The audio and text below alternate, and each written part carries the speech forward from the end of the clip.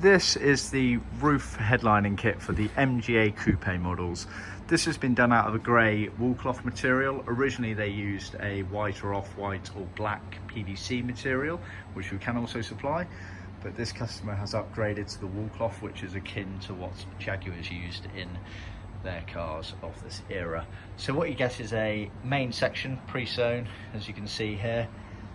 This is the front of the car here. And then you get the back and side B-post areas here with the wings. The main section, as you can see, it has the seams going from left to right, and on the underside they are sewn into loops to allow the rod to go through.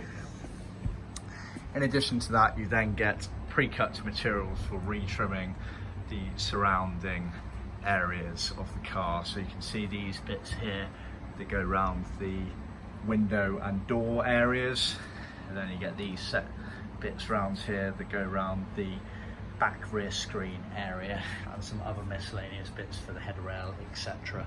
So that is your kit. See our website for more details.